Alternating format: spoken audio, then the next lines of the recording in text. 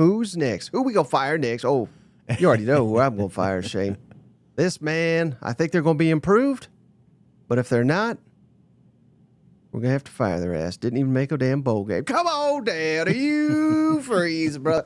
5-7. I heard he was an elite coach. I don't know why anyone thinks that. Beat Nick Saban twice. That's literally all he's ever done in his life. 5-7, 14th in the 16-team SEC. Lost every meaningful game outside of A&M. But they've been killing it in the portal. They got them a quarterback. They went out and landed the receiver from Georgia Tech. Outbid everybody for them. So, hey, we got to see a big-time upgrade. We should be. That's all we heard. Mm-hmm. You know, I feel bad for old Peyton Thorne, Shade. I mean, hell, I thought he looked better and better by the end of the season. Yet the messaging all season was, hey, we're just player away. I mean, literally players were saying, his teammates were saying it. If we only had a quarterback, we'll be there. Well, they went out and paid a ton for Jackson Arnold. So he better be the guy. Well, I don't know why he laughed and said he better be the guy because if he ain't, then there's no one left to blame.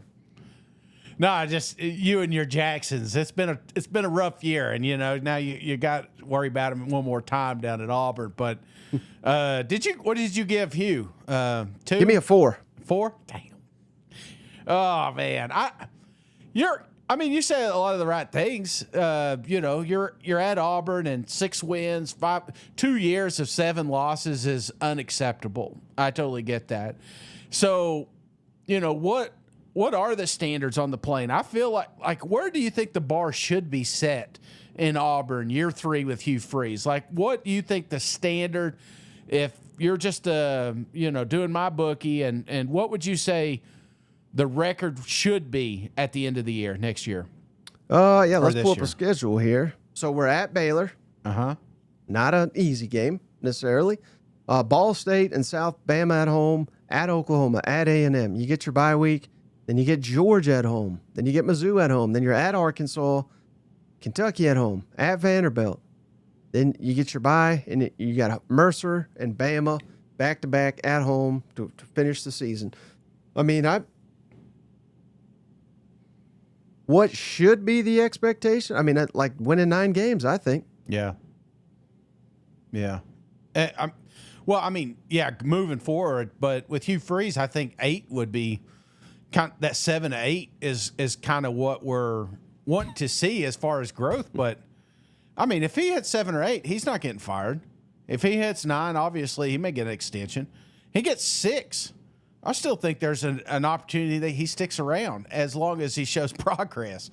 But I'm looking at this schedule, and you're going to hear this all offseason, Mike. I'm really pumped up about what Auburn's going to be doing next year. I feel like I was kind of like the players. They were kind of close this last season, and hell, there was 3 games that was kind of a coin toss, in my opinion, and that came down to coaching, and that's on Hugh Freeze's shoulders. But they were aggressive in the portal. You started seeing a little bit of that youth development at the end of the season. That's kind of why they were in some of those games you probably thought they shouldn't be. So I'm going to say 3 right now. I think Hugh Freeze is in a pretty good spot here. Short of missing a bowl game, I don't think he gets fired. I know you hate him. What has happened to you? What are you? Are you his agent or something? I mean, again, we just went 5-7. So if we're 1 game better, we're 6-6. You're happy if you're Auburn, you think? Not happy, but not pissed off enough to fire him. Because I mean, you're building something.